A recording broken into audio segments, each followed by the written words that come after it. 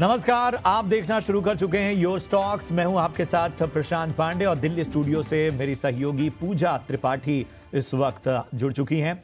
हमारे साथ खास एक्सपर्ट्स भी जुड़ेंगे, लेकिन सबसे पहले आपको तरीका बता दें कि आप अपने सवाल योर स्टॉक्स में हम तक कैसे पहुंचा सकते हैं। स्क्रीन के एक हिस्से में आप देख सकते हैं कि एक नंबर फ्लैश हो रहा है। इस नंबर पर कॉल करके, व्हाट्सएप करके आप हमें अपने सवाल, अपनी क्वेरीज, अपनी शंकाएं पहुंचा सकते हैं। इसके अलावा अगर आप सोशल मीडिया पर एक्टिव हैं तो फेसबुक, एक्स और इंस्टाग्राम के जरिए भी आप अपने सवाल हम तक पहुंचा सकते हैं। और आज आपके सवालों का जवाब देने के लिए दो खास एक्सपर्ट हमारे साथ जुड़ रहे हैं। हमारे साथ जेएम फाइनेंशियल सर्विसेज के सोनी पटनायक और प्रॉफिट मार्ट सिक्योरिटीज के अविनाश गोरक्षकर साहब जुड़े हैं। आप दोनों का बहुत बहुत स्वागत।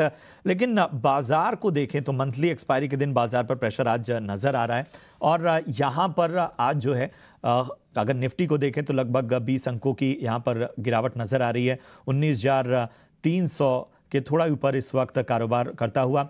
निफ्टी बैंक को देखें तो 44,100 के आसपास यहाँ पर ट्रेड करता हुआ। चलिए सबसे पहले अविनाश जी, मैं आपके पास आना चाहूँगा। आज चलिए अविनाश जी के साथ हम दोबारा संपर्क करने की कोशिश करेंगे। सोनी, मैं आपके पास आना चाहूँगा। सबसे पहले तो रक्षाबंधन की ढेर सारी शुभकामनाएं आपको, और बताएं अभी आज जो लेवल्स हैं उस पर क्या नजरिया बन रहा है? Good morning Prashant ji and Pooja ji and सारे दर्शकों को भी good morning. Wishing everyone a very happy Rakshabandhan ji. अगर आज देखेंगे तो 19,400 पे काफी कॉल राइटर्स अग्रेसिव हो गए हैं, तो मेरे ख्याल से 19,400 के ऊपर निफ्टी को निकालना बहुत ही मुश्किल होगा। नीचे की तरफ एक सपोर्ट वो पकड़ के रखा है 19,300 टू 19,280, बट वो वीक होते जा रहा है बिकॉज पुट राइटर्स भी इतने अग्रेसिव हो नहीं पा रहे हैं।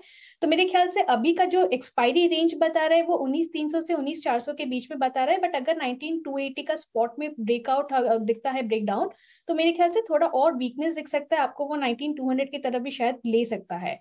और बैंक निफ्टी जो है उसमें मल्टीपल रेजिस्टेंसेस बन गए हैं, फ्रॉम 44,500 से लेके 45,000 के बीच में हर एक 100 पॉइंट में उसमें रेजिस्टेंस बना हुआ है। नीचे का एक सपोर्ट है 43,900 स्पॉट में, वो काफी अहम सपोर्ट है आज के लिए। और अगर ये ब्रेक करता है तो मेरे ख्याल से बैंक निफ्टी दोबारा वीक हो जाएगा और वो 43,500 और 43,000 तक भी गिरने के चांसेस हो सकते हैं। तो थोड़ा दोनों इंडाइसेस में थोड़ा कॉशियस व्यू रहेगा आज एक्सपायरी के लिए।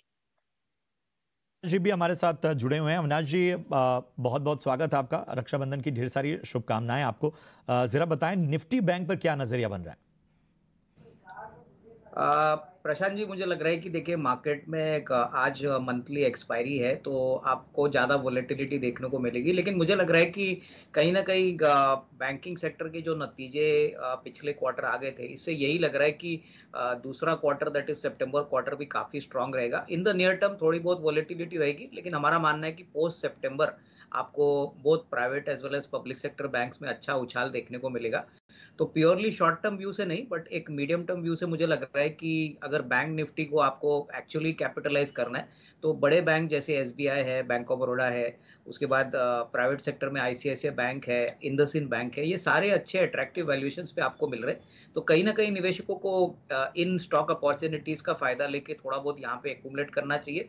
मुझे अभी भी लग रहा है कि बैंकिंग एक ऐसा सेक्टर है जो सेकंड हाफ से अच्छी खासी आउट परफॉर्मेंस दिखाएगा और ऑब्वियसली इससे आपको अच्छी खासी अपसाइड मूवमेंट बैंक निफ्टी में देखने को मिलेगी। तो आई थिंक लार्ज कैप में HDFC, axis bank, ICICI bank, IndusInd bank, ये स्टॉक्स पे फोकस करें और सरकारी में एसबीआई और बैंक ऑफ बड़ौदा।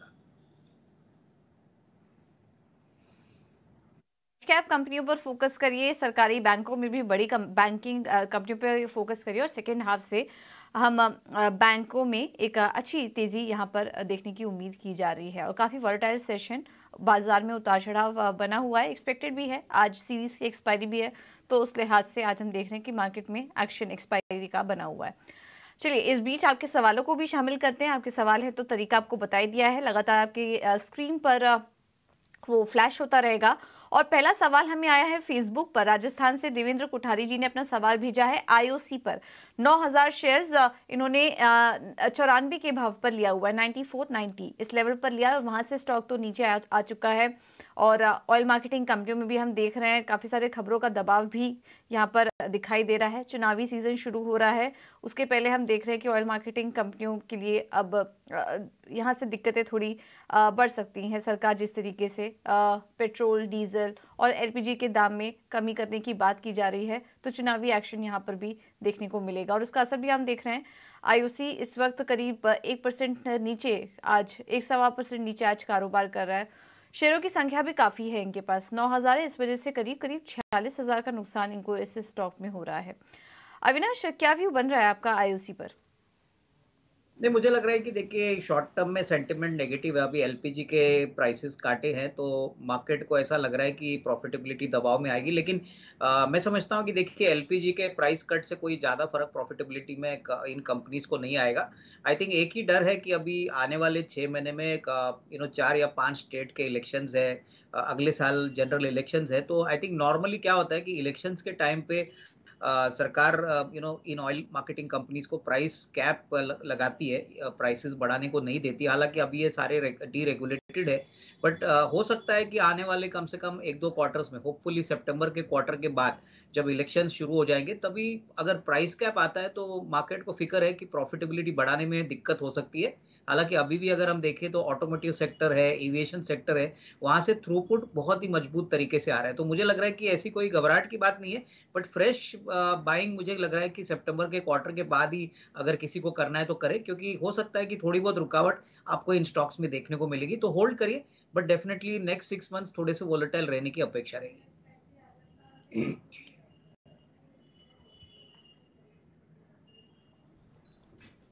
तो ये है आईओसी पर राय। और इन सब के बीच आपको बता दें कि कई और भी हम सवालों के सिलसिले को आगे बढ़ाएंगे, लेकिन फिलहाल जो है वो एक अहम खबर पर हम ज़रा फोकस करेंगे। अडानी ग्रुप को लेकर एक अहम खबर आई है। चलते हैं मेरे सहयोगी अभिषेक के पास। अभिषेक, बताएं क्या है खबर और क्या बातें चल रही हैं? जी प्रशांत, अडानी ग्रुप पर फिर से कुछ फ्रेश एलिगेशंस लगाए गए हैं, ऐसी एक मीडिया रिपोर्ट आई है। OCCRP यानी कि organised crime and corruption reporting project, ये आरोप लगाएगा। उसके बाद हम देख रहे हैं कि अडानी ग्रुप के शेयरों में ये कमजोरी है। अडानी एंटरप्राइजेस हो, अडानी पोर्ट्स हो, इनफैक्ट सभी के सभी 10 शेयरों में आज हम कमजोरी का सत्र देख रहे हैं। हालांकि अडानी ग्रुप की तरफ से तुरंत प्रतिक्रिया आई है कि ये इनमें कोई दम नहीं है, ये पुराने आरोपों को फिर से ये लेके सामने आए हैं और वो आरोप जिनकी DRI यानी कि रेवेन्यू इंटेलिजेंस जांच कर चुका है, डायरेक्टरेट ऑफ रेवेन्यू इंटेलिजेंस, अब उन आरोपों को फिर से लेके आए हैं। तो कोई दम नहीं है और उन्होंने ये भी कहा है कि अडानी ग्रुप को नुकसान पहुंचाने की कोशिश है और न्यूज़ रिपोर्ट जॉर्ज सोरोस और विदेशी मीडिया की ये संगठित चाल है। सौमित हमारे साथ जुड़ गए हैं। सौमित, जरा बताइए कि और क्या क्या आरोप लगे हैं और किस तरह से प्रतिक्रिया आई है अडानी की तरफ से? एक्चुअली अगर आप देखेंगे तो आरोपों में कुछ भी नया नहीं है। जो भी हिंडनबर्ग का आरोप था, जो भी ऑलरेडी फॉल्स था और ऑलरेडी नोन मार्केट में था, उसी आरोपों को उन्होंने वापस से थोड़ा ज्यादा डिटेल के साथ बताया है कि फंड मूवमेंट कैसे हुआ है और ज्यादातर डिटेल जो ज्यादा कोई एक इन्वेस्टर शायद उतना मैटर भी नहीं देखता भी नहीं है। बट एनीवेज जो भी एलिगेशंस उन्होंने किया है वो कुछ सच नहीं है, बिकॉज उसके लिए कोई कंफर्म एविडेंस कुछ नहीं है। करेक्ट। इनफैक्ट अगर आप देखेंगे तो पुरानी ही चीज है, पुरानी ही चीज है। और सुप्रीम कोर्ट की जो एक्सपर्ट कमेटी थी उन्होंने भी ये कहा है कि जो शेयर होल्डिंग को लेके जो इश्यूज थे, जो ये एलिगेशंस पॉइंट कर रहे हैं, वो कुछ भी सच नहीं है। कंपनी ने एवरी टाइम जो शेयर होल्डिंग क्राइटेरिया था उसको मीट किया है और कभी भी उन्होंने उसको डिफाइन नहीं किया। तो जो भी एलिगेशंस है वो already supreme court committee, DRI जैसे कि आप बता रहे थे, ये सब ने ऑलरेडी खारिज कर दिया इन सब एलिगेशंस। ठीक है, तो निवेशकों को कितने चिंतित होने की बात है या नहीं है, जरा इस पर समझ लेते हैं। हमारे साथ जुड़ गए हैं वेंचुरा सिक्योरिटीज के विनीत बुलंजकर। विनीत जी, बहुत शुक्रिया, आपका स्वागत है आपके 18 स्वदेश पर। फिर से आरोप, फिर से सफाई। हालांकि हम देख रहे हैं कि थोड़ा सा सेंटिमेंटली थोड़े से हम नेगेटिवली रिएक्ट करते हुए शेयरों को देख रहे हैं। विनीत जी, आप किस तरह से देख रहे हैं? अडानी ग्रुप ने तो कहा कोई दम नहीं है और सच बात यही है, हम भी उस चीज़ को एसेस करने समझने की कोशिश कर भी रहे हैं। कुछ भी नया नहीं है, इसकी जांच पहले हो चुकी है, कुछ निकला नहीं और फिर से अब उन्हीं आरोपों को नए सिरे से सामने रखा गया है। क्या कहना चाहेंगे आप इस पर? देखिए, 2-3 चीजें बताऊंगा। पहले तो आज थर्सडे एक्सपायरी है, तो लॉजिकल है कि स्टॉक रिएक्ट करेगा आज और ऐसी सेंटिमेंटली डैम्पनिंग न्यूज आएगी तो थोड़ा बहुत करेक्शन आ गया उस स्टॉक में। दूसरी चीज क्या है कि ये जो न्यूज आई है, it is part of the old news only. और ये न्यूज चलने के बाद में स्टॉक का बहुत इंटेंस स्क्रूटिनी हुआ है, ड्यू डिलिजेंस हो चुका है, हर तरह से हुआ है, सेबी के एंगल से हुआ है, बॉन्ड मार्केट की साइड से हुआ है, क्योंकि कंपनी को पैसे रेस करने पड़ते हैं इंफ्रास्ट्रक्चर में, इनको सब जगह जाना पड़ता है पैसे, तो उनको सब एक्सप्लेन करना पड़ता है। पी फंड्स आ गए, सॉवरेन फंड्स आ गए, तो हमें लगता है कि बहुत सारा ड्यू डिलिजेंस, बहुत सारा स्क्रूटिनी हो चुका है, और उसमें से एक ही चीज निकल के आ रही है कि बिजनेस डायनेमिक्स ऑफ बहुत ही फंडामेंटली स्ट्रांग है, कैश फ्लो जबरदस्त है। इतना बड़ा कंपनी होके इतनी बड़ी लेंडिंग बोरिंग होने के कारण भी इनकी जो डेट टू एबिटा है 2.5-3 साल है, वो कोई इतना जोखिम वाला चीज नहीं। इंफ्रा कंपनीज में इससे बदतर होते हैं, और इस कंपनी ने ना पिछले 20 सालों में इतने सारे इंफ्रा में अप्स एंड डाउन साइकिल्स आए हैं, इनमें से बहुत अच्छी तरह से अक्रॉस डिफरेंट गवर्नमेंट्स के रेजिम्स के अंदर ये उभर कर कंपनी आज ये मुकाम पे पहुंच गई है। तो हमें लगता है कि कंपनी में कोई प्रॉब्लम नहीं है, और हमें लगता है कि इन्वेस्टर्स को बरकरार रहना चाहिए। इसमें एक ही चीज है कि जब तक आपका सेबी का फॉर्मल अनाउंसमेंट नहीं आएगा, क्लीन चिट नहीं मिलेगा, तब तक ये थोड़ा सा एम्बियंस में एम्बिवेलेंट मूवमेंट्स आते रहेंगे मार्केट में, और आपको सिर्फ वो सेबी के रिपोर्ट का सब्र करना चाहिए। देवेन चोकसी जी भी हमारे साथ अभी जुड़ रहे हैं। तो देवेन जी, मेरा पहला सवाल आपके लिए यही रहेगा कि जो एलिगेशंस अभी वापस से उभर के आ रहे हैं मीडिया रिपोर्ट्स में, इसमें कुछ नया तो नहीं है, तो क्यों ये एलिगेशंस, ये टाइमिंग कुछ आपको डाउटफुल लग रहा है जो एलिगेशंस अभी आए हैं उसको लेकर, और ये क्यों एलिगेशंस अभी आए होंगे वापस से, क्यों उभर के उन्होंने वापस ये एलिगेशंस मीडिया में रिलीज किए हैं और मार्केट के सामने रखे होंगे, इसके बारे में आपका क्या कहना है? मेरा ऐसा समझना है कि आई think the American short seller and the firm I think which has basically circulated this particular report to the media, I think they lack the courage of facing the Indian regulator. In my viewpoint, I think if they indeed have conviction, they should basically उनको Indian regulator को face करना चाहिए, क्योंकि आप media के साथ proxy खेल के क्या प्रूव कर रहे हैं वो सबको पता है। मार्केट पार्टिसिपेंट्स के लिए इतना डिफिकल्ट नहीं है समझना कि आप मीडिया का यूज करके आप अपने खुद के एडवांटेज के लिए आप मार्केट को मैनिपुलेट कर रहे हो। अगर आपके पास सही में कोई सब्सटेंस है तो why not, I think you come down to Indian regulator, why don't you I think operate in Indian market. और इंडिया मार्केट के अंदर आपको शॉर्ट सेल करना है तो डेरिवेटिव मार्केट अवेलेबल है, यहाँ पे करिए शॉर्ट सेल। अगर if you don't want to do that, then probably I think this kind of proxy is not suggesting anything good about I think the intention of the players who are operating. That is my first viewpoint. ये media reports फैलाई जाती हैं। देवन भाई कहना है कि आप regulator को अप्रोच कीजिए, आप सरकार को अप्रोच कीजिए अगर आपके कुछ एलिगेशंस हैं तो। लेकिन लास्ट टाइम जब हिंडनबर्ग की जब रिपोर्ट जब सार्वजनिक हुई, जब हमने शेयरों की पिटाई होती हुई देखी अडानी ग्रुप की, उसके बाद एक धड़ा ऐसा भी था जिनका ये कहना था कि जॉर्ज सोरोस या फिर जो ग्लोबल एक्सपर्ट है, जो अमेरिकन बेस्ड जो लोग हैं, उनको अमेरिका की तकलीफें नहीं दिखती हैं, उनको सिलिकॉन वैली बैंक के संकट नहीं दिखते हैं, बैंकिंग क्राइसिस में किस तरह से घपले घोटाले हो रहे हैं वो नहीं दिखते हैं, लेकिन भारत पर नजर जरूर रहती है। और इस बार भी आरोप लगाए जा रहे हैं कि जो निवेश आ रहा है अडानी ग्रुप की कंपनीज में, उसको लेकर वो सवाल खड़े कर रहे हैं। विनीत जी, कोई चिंतित होने की जरूरत है निवेशकों को? नहीं, चिंतित होने की जरूरत नहीं है। जैसे मैंने बोला आपको कि आप है ना बिजनेस बाय कर रहे हो, आपको दूसरा कोई क्या ले रहा है उस पर आपको ध्यान नहीं रखना है। आपको देखना है कि जो बिजनेस आप इन्वेस्ट कर रहे हो वो कितना स्ट्रांग है।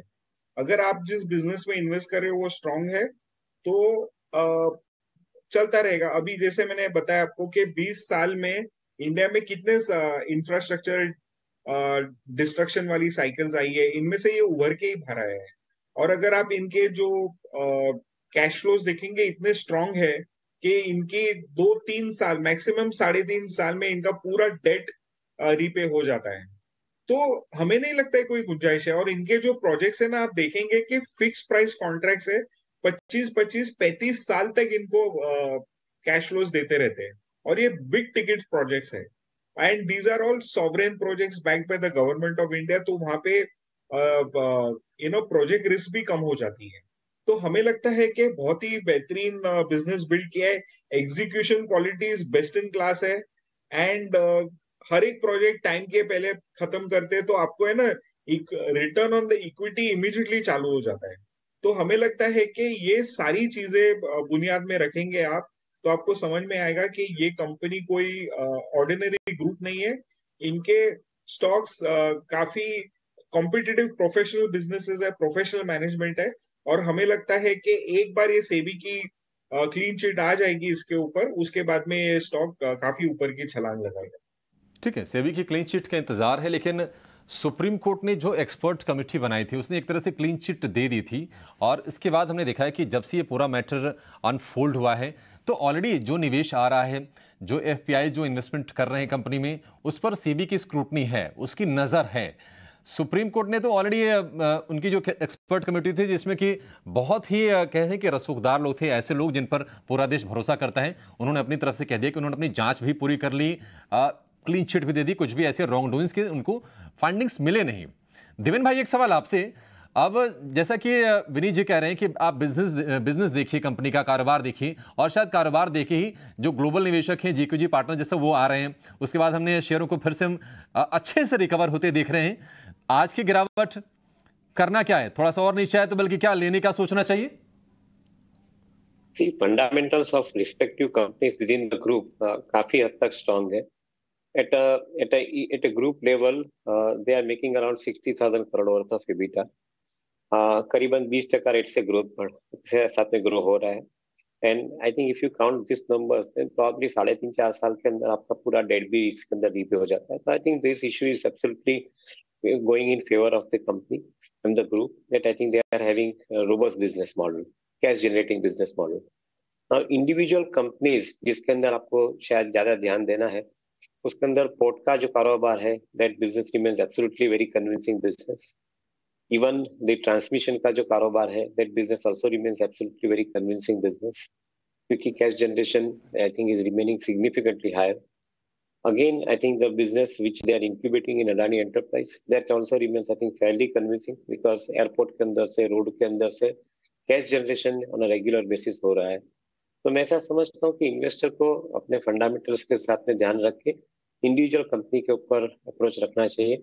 और maybe I think you should be, if you are investor for long term, then I think it makes more sense for buying into infrastructure assets. तो ये चीज ध्यान में रख के आपको इन्वेस्टमेंट करना चाहिए।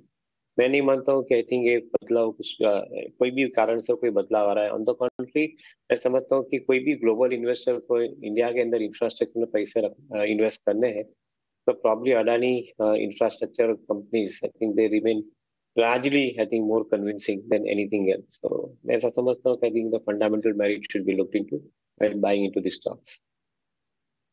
विनीत जी, एक बहुत छोटा आंसर आपसे चाहेंगे सर, चूंकि देवेन भाई भी कह रहे हैं कि आपने बिजनेस देखिए और हमने देखा है कि जब वो शेयर जब उस वक्त गिर रहे थे ना, तो तमाम लोगों का कन्विक्शन था कि अडानी पोर्ट में कोई दिक्कत नहीं है, अंबुजा में कोई दिक्कत नहीं है।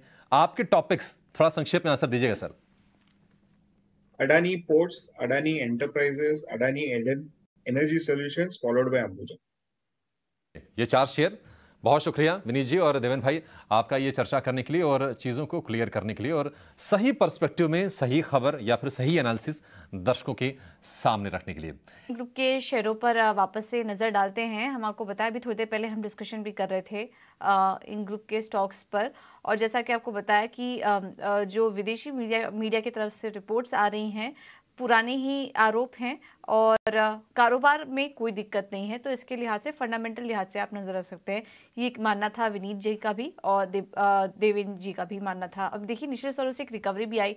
Adani enterprises, Adani power, Adani ports, ये सभी स्टॉक्स हम देख रहे हैं कि निश्चित स्तरों से एक हल्की रिकवरी भी यहाँ पर देखने को मिल रही है। तो इस पर आप नजर रखिए। चलिए अब आगे बढ़ते हैं और कुछ और भी सवालों को शामिल करेंगे। हमारे साथ कोलकाता से देवाशीष जुड़ चुके हैं फोन लाइन पर। देवाशीष जी नमस्कार, किस स्टॉक पर सवाल है आपका, पूछिए। मेरा पास 5000 शेयर है न्यू इंडिया एश्योरेंस कंपनी का, तो 120 पे हम लिया है। इसका फंडामेंटल कैसा लग रहा है, लॉन्ग टर्म में रख सकते हो कि नहीं? ओके अविनाश जी, आप सजेस्ट करिए। न्यू इंडिया एश्योरेंस 120 पर लिया था, अभी फिलहाल मुनाफे में है, क्वांटिटी भी अच्छी खासी ली, इसलिए 50,000 के आसपास का मुनाफा भी इनको स्टॉक में हो रहा है। लॉन्ग टर्म के लिए क्या सही चुनाव है? देखिए, अगर नजरिया 1.5-2 साल का है तो डेफिनेटली न्यू इंडिया एश्योरेंस में ये निवेशित रह सकते हैं। मुझे लग रहा है कि काफी अट्रैक्टिव प्राइस है। इनफैक्ट आने वाला साल दैट इज FY24 में भी हमको लग रहा है कि ट्रैक्शन पिछले साल के हिसाब से काफी अच्छा होना चाहिए। एंड ओवरऑल मुझे लग रहा है कि जिस प्रकार का रिस्क रिवॉर्ड अभी बैठ रहा है, इनको डेफिनेटली अगले साल 1.5 साल में अच्छी खासी कमाई होगी। थोड़ा सा टाइम और पेशेंस और कन्विक्शन इनको रखना है, क्योंकि ये जरा स्लो मूविंग स्टॉक है। बट डेफिनेटली इंडस्ट्री और कंपनी आने वाले साल में अच्छा रिजल्ट्स दिखाएगी, तो उसके पॉइंट ऑफ व्यू से अच्छी रीरेटिंग इस अर्थ से काफी पॉसिबल है। न्यू इंडिया एश्योरेंस पर आपको राय। अगले दर्शक की ओर बढ़ते हैं। सौरभ हैं कोलकाता से ही। सौरभ, गुड मॉर्निंग, पूछें अपना सवाल। गुड मॉर्निंग, मेरे पास बर्जर पेंट है 150 क्वांटिटी 600 के प्राइस से। तो मेरा लॉन्ग टर्म का नजरिया है और बर्जर पेंट मैं 750 प्लस टू 800 लेवल्स तक देखा हुआ हूँ, बट पिछले 1-1.5 साल से थोड़ा स्लो मूव कर रहा है। तो क्या राय रहेगा फॉर द नेक्स्ट 2-3 इयर्स? ठीक है, ठीक है, चलिए अविनाश जी से ही इस पे राय ले लेते हैं। और फिलहाल जो हैं इनके लेवल से ऊपर है स्टॉक का, लेकिन थोड़ा और ऊपर ये स्टॉक जाना चाहिए, उसका एक नज़रिया वो चाहते हैं और लॉन्ग टर्म का ही नज़रिया उन्हें चाहिए। अविनाश जी, क्या होगी बर्जर पेंट्स पर आपकी राय? देखिए, बर्जर पेंट्स ज़्यादातर एक इंडस्ट्रियल प्लेयर है। ऑटोमोटिव सेक्टर में काफ़ी बड़ी मात्रा में ये अपना पेंट सप्लाई करते हैं, रेसिडेंशियल में भी काम करते हैं और काफ़ी अच्छा ब्रांड है। मुझे लग रहा है कि देखिए ऑलरेडी इन्होंने अच्छे लेवल पे एंट्री की है। अगर इनका नज़रिया 12-18 महीने का है तो डेफिनेटली जिस प्रकार से अभी पेंट मार्केट का का परफॉर्मेंस दिख रहा है, बहुत रियल एस्टेट भी चल रहा है, ऑटोमोटिव सेक्टर भी चल रहा है, तो पेंट सेक्टर में गिने चुने प्लेयर्स है। हालांकि देखिए अभी 1-2 नए प्लेयर्स मार्केट में आ गए हैं, जैसे कि JSW है, ग्रासिम है, बट बर्जर पेंट्स का जो पोजिशनिंग है वो प्रीमियम पेंट सेगमेंट में है। तो डेफिनेटली मार्जिन में हमको लग रहा है कोई बड़ा प्रॉब्लम आना नहीं चाहिए। होपफुली अगर क्रूड के प्राइसेस भी मेंटेन होते हैं तो मार्जिन में थोड़ा और इजाफा आएगा। तो 12 to 18 मंथ्स का टाइम फ्रेम लेके यहाँ पे होल्ड करिए। मुझे लग रहा है कि अगले साल 1.5 साल में अच्छी खासी कमाई यहाँ से होगी, बट अभी फिलहाल स्टॉक थोड़ा कंसोलिडेट कर रहा है, तो यहाँ पे आपको थोड़ा पेशेंस एक्सरसाइज करना है। But next 12 to 18 months look quite promising. ठीक है, तो ये है व्यू बर्जर पेंट्स पर। दिल्ली से अशोक जी हमारे साथ जुड़े हैं फोन लाइन पर। अशोक जी नमस्कार, किस स्टॉक पर सवाल है आपका?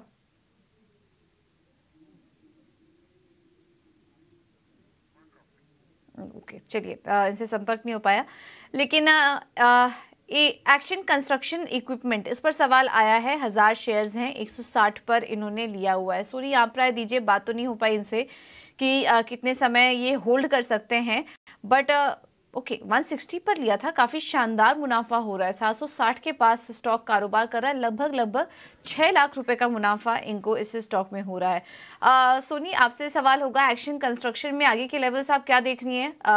शानदार गेन है, बट अब आगे के लिए भी तेजी के लिए बने रहने की राय देंगी या फिर इन स्तरों पर थोड़ा प्रॉफिट बुक कर लेना चाहिए इन्हें?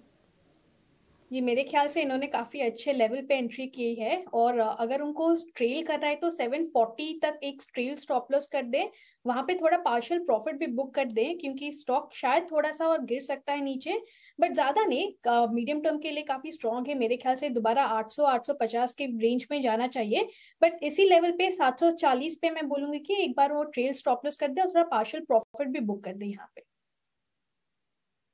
तो ये है इस पर आपको राय। 740 का एक स्टॉप लॉस रखें और आप चाहें तो यहाँ पर पार्शियल प्रॉफिट भी बुक कर सकते हैं, क्योंकि आपने बहुत ही अच्छे लेवल पर इसमें एंट्री की है। चलिए बढ़ते हैं आगे। रोशन है उत्तर प्रदेश से और इन्होंने फेसबुक के जरिए अपना सवाल हम तक पहुंचाया है। डेल्टा कॉर्प के 100 शेयर इनके पास हैं, 191 के लेवल पर इन्होंने ये स्टॉक का लिया हुआ है और इनके लेवल से थोड़ा नीचे अभी ये फिलहाल स्टॉक का। चलिए इस पर एक नजरिया ले लेते हैं। सोनी, आप ही बताएं क्या करना चाहिए डेल्टा कॉर्प में? जी, डेल्टा कॉर्प में अगर मैं देखूं तो 175 का उसका काफी स्ट्रॉन्ग सपोर्ट है। आई थिंक मंथली बेसिस पे उसने उसको ब्रेक भी नहीं किया है, तो जब तक 175 होल्ड करता है आप स्टॉक में आप पोजीशन बना के रख सकते हैं ना। 191 का उनका लिया हुआ है, तो मेरे ख्याल से पहला पड़ाव जो है उसका 184 to 186 में है, उसको क्रॉस करते वो दोबारा 191 का लेवल आपको दिखाएगा एंड उसके ऊपर मेरे ख्याल से 205 और 210 की तरफ जा सकता है। तो आप इसको 175 के स्टॉप लॉस के साथ इसको होल्ड कीजिए और 210 के लिए आप इसको इंतजार कीजिए, टारगेट आ सकता है। ठीक है, तो ये है व्यू डेल्टा कॉप पर। अगला सवाल ले लेते हैं, व्हाट्सएप पर हमें आया है कैलाश शर्मा जी का, नवी मुंबई से हैं ये। कजारिया सेरामिक्स इन्होंने लिया हुआ है, 100 शेयर्स 1500 पर लिया है, अभी हल्का नुकसान इनको यहाँ पर हो रहा है। स्टॉक 50 रुपये नीचे इनकी खरीद भाव से कारोबार कर रहा है, तो हल्के नुकसान में है ये इस वक्त। और हम देख रहे हैं करीब 4500 के आसपास का नुकसान कजारिया सेरेमिक्स में इनको हो रहा है। अविनाश जी, कैसी लग रही है आपको ये कंपनी? इनफैक्ट पूजा, देखिए कजारा सेरामिक्स कंट्री की सबसे बड़ी सेरामिक टाइल कंपनी है और बहुत ऑर्गेनिक और इनऑर्गेनिक कैपेसिटी से इन्होंने अपनी कैपेसिटी काफ़ी बढ़ाई है। जिस प्रकार की तेजी रियल एस्टेट मार्केट में आपको दिख रही है, इन्होंने अभी सैनिटरी वेयर, बाथ वेयर में भी काफ़ी अच्छा प्रोडक्ट लॉन्च किया है। तो मेरे ख्याल से देखिए, अगर नज़रिया इनका साल 1.5 साल का है, अगर 12 से 18 महीने का ही व्यू है तो यहाँ पे होल्ड करे, क्योंकि इनकी क्वांटिटी बहुत छोटी है और निवेश का अगर इनको सही मायने में रिस्क रिवॉर्ड अच्छा चाहिए तो टाइम फ्रेम लंबा रखना जरूरी है। मुझे लग रहा है कि अच्छी खासी ग्रोथ आपको लॉन्ग टर्म में मिलेगी। शॉर्ट टर्म में हो सकता है कि थोड़ा बहुत उतार चढ़ाव आपको शेयर के प्राइस में देखने को मिले, लेकिन लॉन्ग टर्म में डेफिनेटली आपको अच्छा खासा रिस्क रिवॉर्ड मिलेगा। ठीक है, तो ये है कजारिया सेरामिक्स पर आपको बेहतर राय मिलती हुई। अगले दर्शक हैं जोगिंदर लाल चावला पुणे से, और ट्विटर के जरिए अपना सवाल उन्होंने हम तक पहुंचाया है। इनके पास बलरामपुर चीनी के 500 शेयर हैं, 403 के लेवल पर इन्होंने ये स्टॉक का लिया हुआ है। फिलहाल जो है जिन स्तरों पर इन्होंने लिया है काफ़ी ऊपरी लेवल है और नुकसान होता हुआ। चलिए इस पर राय ले लेते हैं। अविनाश जी, क्या करना चाहिए? 403 के लेवल पर इन्होंने बलरामपुर चीनी को बाय किया है। नहीं, मेरे ख्याल से प्रशांत, यहाँ पे इनको होल्ड करना चाहिए। देखिए, ऊपरी लेवल पे स्टॉक जरूर लिया है, लेकिन शुगर की सेक्टर में हम देख रहे हैं कि शुगर का शॉर्टेज हो रहा है। बेसिकली प्राइसेस वापस बढ़ रहे हैं, प्लस इनकी काफ़ी बड़ी एथेनॉल की कैपेसिटी भी है। तो मुझे लग रहा है कि अगर नज़रिया कम से कम 8-12 महीने का है तो डेफिनेटली इसमें एक अच्छा बाउंस आपको देखने को मिलेगा। कंपनी काफ़ी वेल एस्टेब्लिश्ड है और एथेनॉल की कैपेसिटी का जो बेनिफिट है वो तो उनको मिलेगा ही, बट यहाँ पे अगर गवर्नमेंट ने एथेनॉल की कीमतें बढ़ाई तो ऑब्वियसली इसका इम्पैक्ट प्रॉफिटेबिलिटी पे पॉजिटिवली प्ले आउट होगा। तो थोड़ा सा टाइम यहाँ पे स्पेंड करना जरूरी है। अगले 8 से 12 महीने का व्यू लेके यहाँ पे होल्ड करें। बिल्कुल, तो यहाँ पर बने रहने की आपको सलाह मिलती हुई अविनाश जी की ओर से। दर्शक को शामिल करते हैं। हमारे साथ आगरा से जुड़े हैं नीरज। नीरज जी नमस्कार, किस स्टॉक पर सवाल है आपका? पूछिए जी। सर मेरे पास मजगांव डॉक है 200। नमस्कार नीरज, 200 शेयर्स हैं आपके पास? हमें 200 शेयर है, 185 के लिए थे लिस्टिंग से एक हफ्ते के बाद। ओके, चलिए मुबारक हो। सबसे पहले तो काफी शानदार गेन हो रहा है। डिफेंस स्टॉक्स में तो हमने देखा भी था, स्पेशली शिपिंग कंपनियों में काफी शानदार तेजी देखने को मिली थी, और आपका तो खरीद भाव काफी पहले का है और कम समय में इतना बढ़िया मुनाफा आपको हो रहा है। चलिए यहाँ पर अविनाश जी आप ही सजेस्ट करिए। मजगांव डॉक 200 शेयर्स हैं इनके पास, क्वांटिटी हम करेंगे 200 शेयर्स हैं इनके पास, और 185 पर इन्होंने लिया हुआ था, और अब तो ये 3 डिजिट पे लिया था और 4 डिजिट पर आ चुका है, 1870 पर आ चुका है। मुनाफा हम अगर इनका देखें तो करीब करीब 3 लाख से ज़्यादा का मुनाफा इनको इस स्टॉक में हो रहा है। क्या करें, इस कंपनी में अभी भी बने रहने की राय आप देंगे? पहले तो मैं इनको कॉन्ग्रेचुलेट करूंगा, बहुत ही अच्छे लेवल पे इन्होंने बाय किया है। आई थिंक यही गुरु मंत्र होता है स्टॉक मार्केट का कि आप जितना टाइम इसको होल्ड करो, इन्वेस्टमेंट करो, तो पैसा स्टॉक मार्केट आपको बहुत अच्छी तरह से रिवॉर्ड करता है।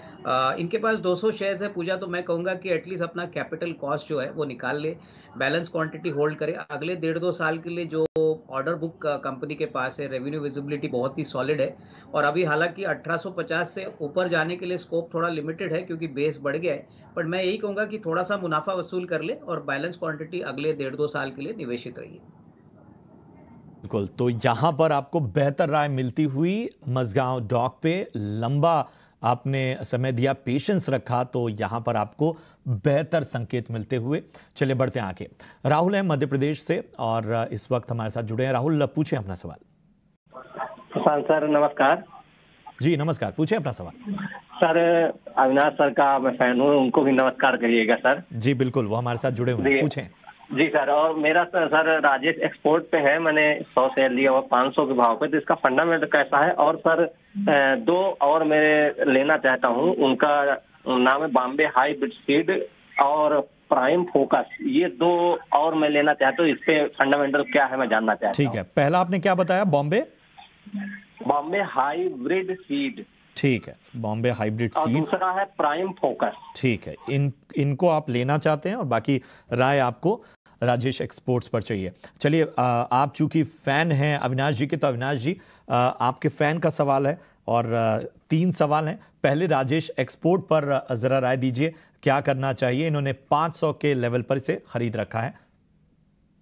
इनफैक्ट देखिए प्रशांत जी, मुझे लग रहा है कि राजेश एक्सपोर्ट्स इन्होंने खरीद तो लिया है, लेकिन मुझे नहीं लगता है कि राजेश एक्सपोर्ट्स ज्वेलरी स्पेस में कोई दिग्गज प्लेयर है। पहली बात तो मैं बता दूं कि ये ज्यादातर बहुत ही थिन प्रॉफिट मार्जिन पे काम करने वाला स्टॉक है। यहाँ पे मुझे लग रहा है कि इन्होंने 500 रुपए में लिया है, प्राइस भी करीबन 500 रुपया है, तो बड़ा रिस्क रिवॉर्ड मुझे नहीं लग रहा है अगले 6-12 महीने में इनको मिलेगा। तो यहाँ से बजाय मैं कहूंगा कि कोई प्राइवेट सेक्टर बैंक है या कैपिटल गुड्स प्लेयर है, वहां पे आप निवेश करिए। यहाँ पे अच्छा खासा आपको अपसाइड मिलेगा। मिसाल के तौर पे अगर आपको कमिंस इंडिया में पैसा लगाना है तो मुझे लग रहा है बहुत ही अच्छा विकल्प है। उसके बाद लार्सन एंड टूब्रो है, ये काफी वेल एस्टेब्लिश्ड कंपनियां है राजेश एक्सपोर्ट्स के मुकाबले में। और रही बात दूसरी 2 कंपनीज की, तो मुझे लग रहा है कि प्राइम फोकस एक अच्छा विकल्प हो सकता है। देखिए, एक बहुत पुराना प्लेयर है, वीएफएक्स टेक्नोलॉजी में काम करता है, तो यहाँ पे अगर इनका नजरिया कम से कम 1.5-2 साल का है तो यहाँ पे निवेशित रहिए, क्योंकि बहुत ही ऊपरी लेवल से स्टॉक टूटा है, प्लस इनकी टेक्निकल कैपेबिलिटीज काफी स्ट्रांग है। तो यहाँ पे आई थिंक 85-87 में इंटरेस्टिंग बेट है अगर लॉन्ग टर्म का निवेश है। और बॉम्बे जो दूसरी कंपनी है, ये मैं ट्रैक नहीं करता हूँ। ठीक है,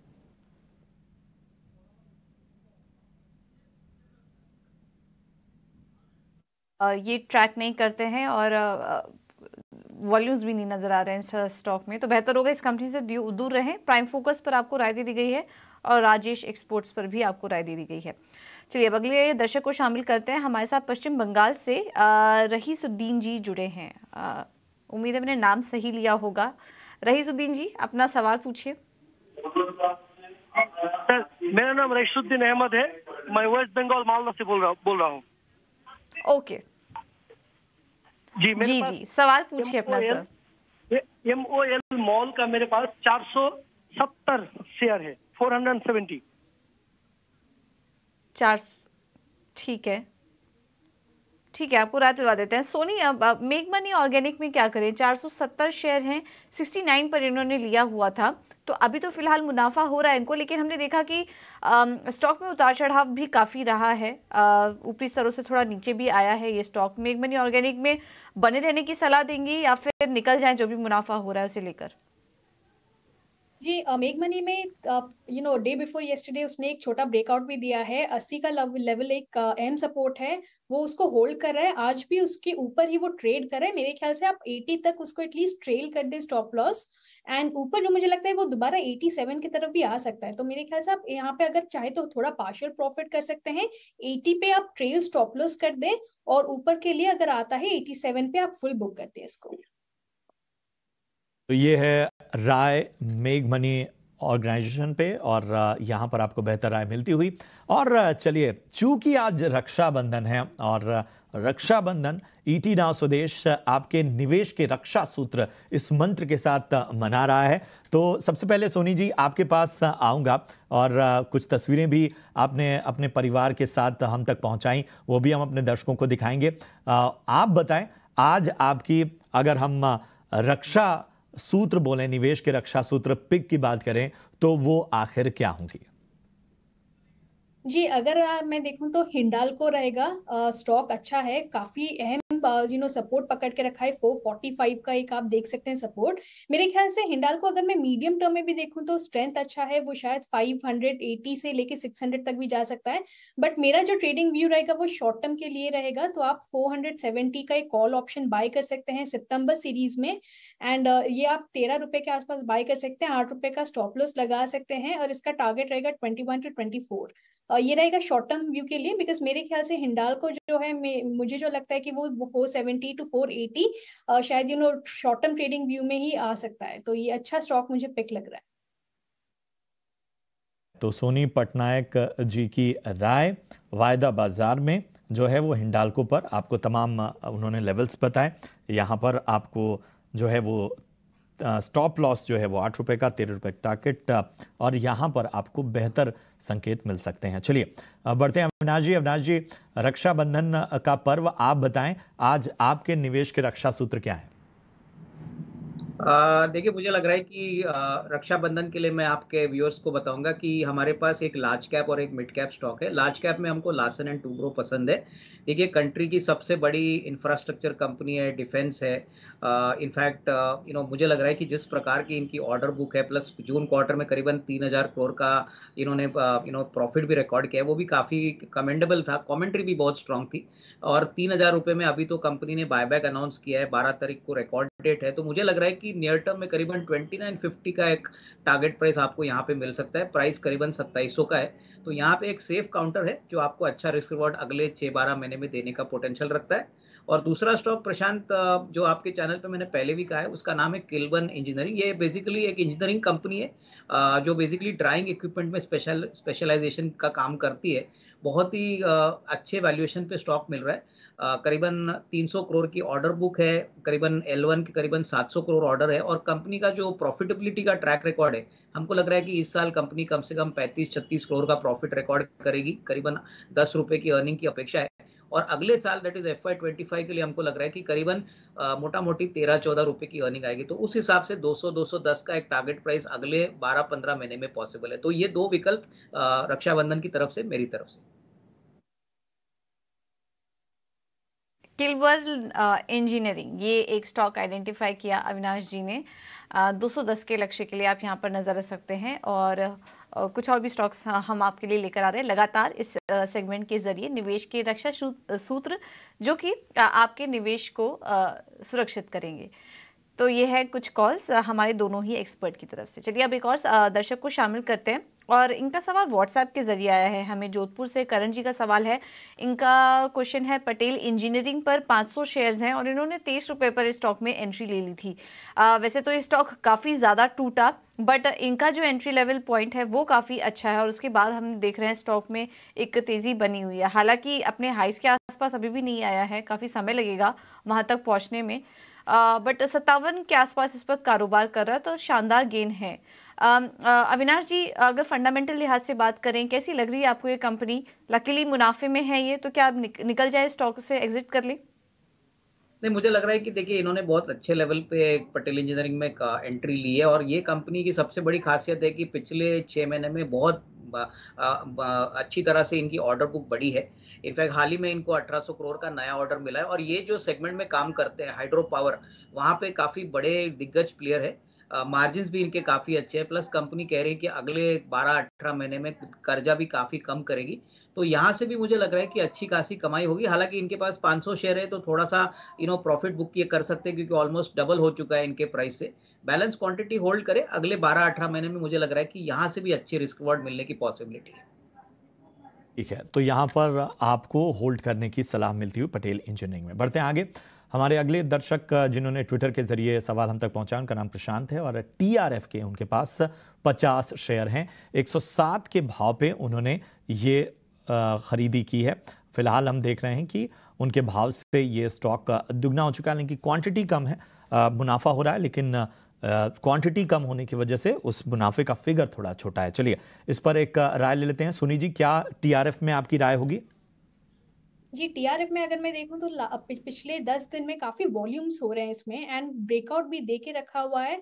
अराउंड 200-201 के ऊपर ही उसने ब्रेकआउट दे दिया था। तो मेरे ख्याल से आप इसको होल्ड कीजिए जब तक कि 200 के ऊपर ही ट्रेड कर रहा है, और ऊपर चलते हुए वो दोबारा 260-280 के रेंज में आ सकता है। तो आप यहाँ पे चाहें तो छोटा अगर प्रॉफिट है तो आप इसको ट्रेल कर दीजिए, स्टॉप लॉस अराउंड 230, एंड आप इसको वेट कीजिए, ये 260-280 के रेंज में दोबारा आ सकता है। स्टॉक में वॉल्यूम एक्शन काफी है, ब्रेकआउट भी अच्छा है। शॉर्ट टर्म में आपका ये टारगेट निकल आएगा।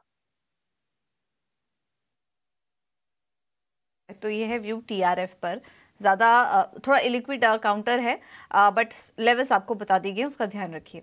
फेसबुक पर दिल्ली से विशाल ठाकुर जी ने सवाल भेजा है। शिल्पा मेडिकेयर लिया हुआ है इन्होंने, 2000 शेयर्स 250 के भाव पर लिया हुआ है और अच्छा मुनाफा हो रहा है, क्योंकि अभी हम देखेंगे तो शिल्पा मेडिकेयर का स्टॉक 370 के पास है और आज भी स्टॉक में 3% की मजबूती हम देख रहे हैं। इनको मुनाफा भी करीब 2.5 लाख का हो रहा है। सोनी क्या सजेस्ट करेंगी? शिल्पा मेडिकेयर के चार्ट्स कैसे लग रहे हैं आपको? ये मेरे ख्याल से यहाँ पे थोड़ा आपको शायद प्रॉफिट बुकिंग दिख सकता है। अगर उनका प्रॉफिट अच्छा है तो आप एक बार ट्रेल कर दीजिए या फिर बुक कर लीजिए। दोबारा जितना आपको डिप मिलेगा अराउंड 350 340 में आप इसमें री एंट्री कर सकते हैं, वो बेहतर रहेगा, क्योंकि ऊपर चलते हुए इसका 375 पे एक रेजिस्टेंस बन रहा है। तो जब तक वो उसके ऊपर डिसाइसिवली क्लोज नहीं कर पाएगा, मेरे ख्याल से थोड़ी बहुत इसमें प्रॉफिट बुकिंग दिख सकती है। आप इसमें डिप में री एंट्री कीजिए, दोबारा 370 375 जैसे आएगा आप उसको बुक कर सकते हैं, और एक बार 375 के ऊपर वो क्लोज दे दे तो मेरे ख्याल से स्टॉक दोबारा उसमें स्ट्रेंथ दिखाई देगा। एंड 400 420 का उसका एक मीडियम टर्म रेंज में टारगेट दिख रहा है। तो 375 के लेवल्स को वॉच करिए इस स्टॉक में। वैसे तो आप मुनाफे में ही हैं, बट 375 के आसपास अगर क्लोजिंग दे देता है या उसके ऊपर निकल जाता है तो वापस से रिव्यू ले लीजिए। मीडियम टर्म के लिए 400 के ऊपर के लेवल्स दिख रहे हैं, लेकिन बीच बीच में रिव्यू करते रहिए इस स्टॉक को अपने मुनाफे को प्रोटेक्ट करने के लिए। चाहे तो स्टॉप लॉस भी लगा सकते हैं। चलिए, फिलहाल इस शो में इतने ही सवालों को हम शामिल करेंगे। सोनी जी, अविनाश जी, आप दोनों का ही बहुत बहुत धन्यवाद समय देने के लिए और तमाम स्टॉक्स पर अपनी रणनीति सुझाने के लिए। मुझे और प्रशांत को दीजिए इजाजत। और